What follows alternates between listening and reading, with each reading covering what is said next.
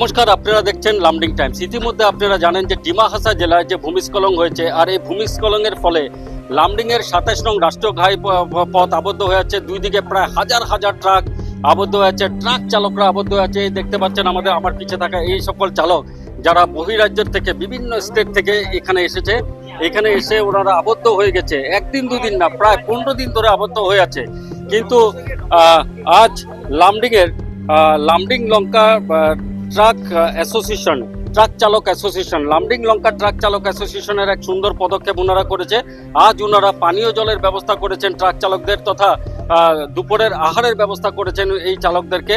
আর এক সুন্দর পদক্ষেপ। এর পূর্বেও কিন্তু বিভিন্ন জনে সহায় করেছিল। আর সকলকে ধন্যবাদ জানাই। বিশেষ করে আমি আজ লামডিং ট্রাক চালক অ্যাসোসিয়েশন, লামডিং লঙ্কা ট্রাক চালক অ্যাসোসিয়েশনকে ধন্যবাদ জানাবো। আমি ওনাদের কাছ থেকে সরাসরি জানার চেষ্টা করবো। দাদা, আপনার নামটা কি? অবিনাশ চন্দ্রনাথ। আপনি কি পোস্টে আছেন? আমি লঙ্কা ট্রাক ড্রাইভার ইউনিয়নের জেনারেল সেক্রেটারি। আজকে আপনারা কি ধরনের সাহায্য করেছেন এই চালকদেরকে? আমরা অনেক পরিতাপের বিষয়, আমরা বিভিন্ন নিউজ চ্যানেল থেকে জানতে পারছি যে ডিমা হাসা ভূমিস্খলনের ফলে ভারতবর্ষের বিভিন্ন প্রান্তে বিভিন্ন রাজ্যের ড্রাইভাররা এখানে 10 থেকে 12 দিন আবদ্ধ হয়ে আছে। আমরা আশা করেছিলাম আসামে একটা পূর্ণাঙ্গ সরকার আছে, ডিমা হাসাও একটা পূর্ণাঙ্গ কাউন্সিল আছে, যে পরিমাণ তাদের প্রতি সাহায্যের হাত বাড়ানোর প্রয়োজন ছিল আমার মনে হয় সেটা সরকার করে উঠতে পারেনি। এটা সরকারের একটা ব্যর্থতা বলে আমি ভাবি। আমরা যে জুরিডিকশনে বর্তমান দাঁড়িয়ে আছে সেটা লামডিং সমষ্টির লামডিং এবং হাইওয়ে রোডের কোনায়। আমি আমাদের লামডিং এর বিধায়ক মহোদয় শ্রীযুত শিব মিশ্র মহোদয়কে অনুরোধ জানাব, আপনার যে জনপ্রতিনিধি, আপনার সেই জনপ্রতিনিধির ভূমিকায় আপনি যদি আসা ড্রাইভারদের পাশে দাঁড়ান, আমি আশা করি আপনার ভূমিকা উজ্জ্বল ভূমিকা পালন করবে এবং দৃষ্টান্তমূলক থাকবে। কিন্তু আমরা এখানে এসে ড্রাইভার দেখতে জানতে পারছি এই পর্যন্ত সরকারি পক্ষ থেকে খুব একটা ইতিবাচক কোনো পদক্ষেপ নেওয়া হয়নি, যার জন্য এই দুর্গত ড্রাইভারদের পাশে থাকার জন্য আজকে 3 জুলাই লঙ্কা এবং লামডিং ট্রাক ড্রাইভার অ্যাসোসিয়েশনের পক্ষ থেকে আমরা ড্রাইভারদের পাশে দাঁড়িয়ে অন্তত কমপক্ষে 2000 ড্রাইভারের দুপুরিয়ার যেটা খাওয়া সেটা দেওয়ার ব্যবস্থা করেছি, পর্যাপ্ত পরিমাণ পানীয় জলের ব্যবস্থা করেছি।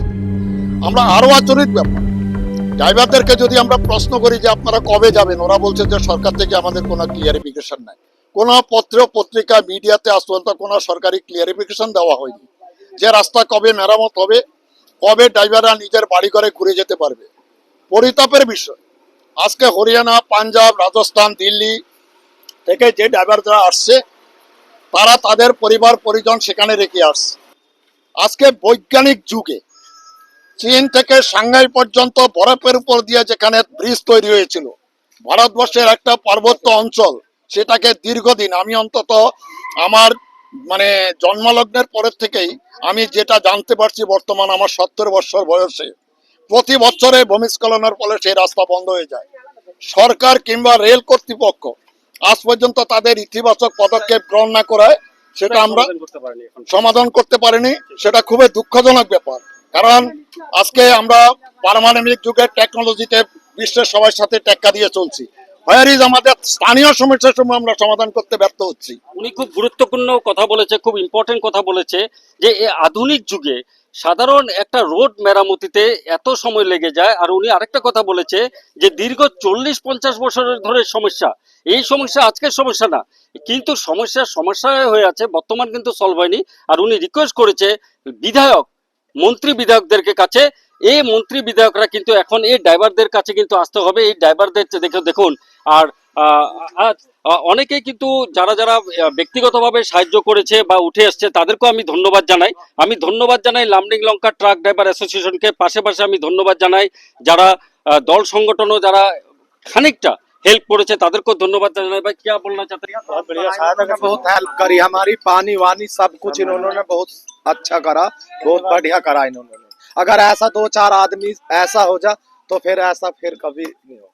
ওনারা ধন্যবাদ দিয়েছে লামডিং লঙ্কা ট্রাক ড্রাইভার অ্যাসোসিয়েশনকে, আমিও ওনাদেরকে ধন্যবাদ দিচ্ছি। পাশাপাশি আমি লামডিং এর যে সকল এনজিও বা লামডিং থেকেও যারা ব্যক্তিগতভাবে এই সহায় করেছে, সকলে হয়তো আমাদের ক্যামেরায় উঠাতে সম্ভব হয়নি, তাদেরকেও আমি ধন্যবাদ জানাচ্ছি।